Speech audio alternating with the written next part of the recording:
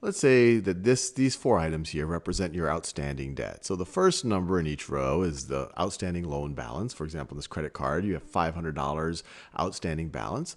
The second number is your APR, 15% for the credit card, 30% for the retail card, 10% for this loan, 5% for this loan.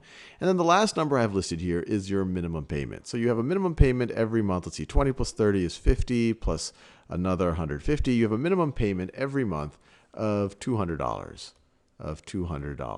And your total outstanding loan, total outstanding loan balance is, let's see, this is 3,500 plus 500 is 4,000 plus 4,000 is 8,000 plus another 2,000 is 10,000. So you owe $10,000. Your minimum payment is $200.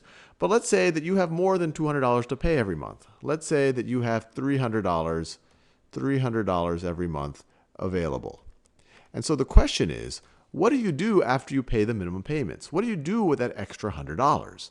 And as you can imagine, I'm going to tell you that you should use that to pay down your debt so that you can pay it down as fast as possible. But then you might say, well, which debt do I pay down first? Do I just split that $100 four ways to pay up to 25 more than each of these minimum payments? Do I pay the largest amount first, the smallest amount first? Do I pay the highest interest first? And those are all possible ways of doing it. But the mathematically optimal way of doing it is to pay down the highest cost debt first. And so that method is often called the high rate method.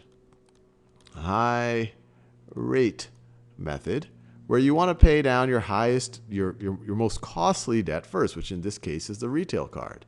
So the order in which you would pay it is retail. You would pay all the minimum payments, and then any extra money that you would have, you would put it towards the retail card first. And then once the retail card is paid off, let's see, after that, the credit card has the next highest interest. So copy and paste. And then these two loans they're already in order, 10%, 5%. So I'm just ordering these in from highest interest cost to lowest interest cost. So in this world, you would want to essentially rank them in this way. You obviously will have to pay their minimum payments every month, which is $200. But then I would take that extra $100 that you have available and put it to the most costly debt. So I would put that extra $100 right over here and try to pay this one down as fast as possible. Once that is paid off, then I would put any extra you have after the minimum payments to the credit card. And once that's paid off as well, then to loan A, and then once that's paid off to loan B, and hopefully you might be then debt free. And if you did the high rate method right over here, you would, and you don't incur any new debt, you would be debt free after 47 months. 47 months.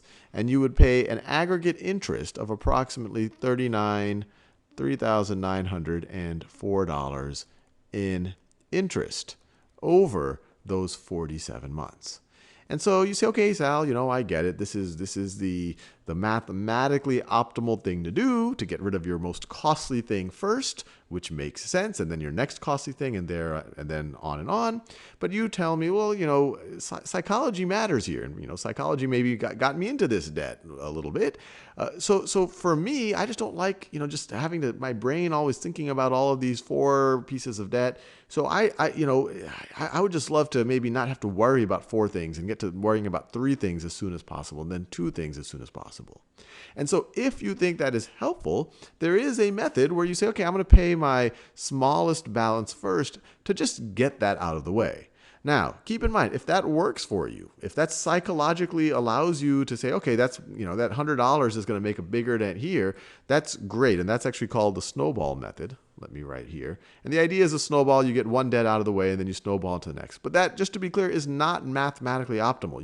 It will take you longer to pay your debt and you will pay more interest. But I'll just write that down because the important thing is that you feel like the $100, that you should put the $100 to paying down the debt, that you don't use it for something else. And so the snowball method, snowball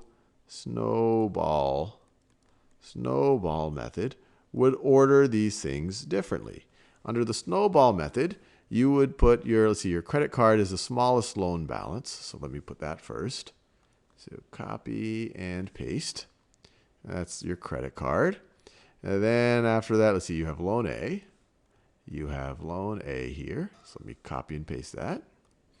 Copy and paste loan A. Then you have loan B.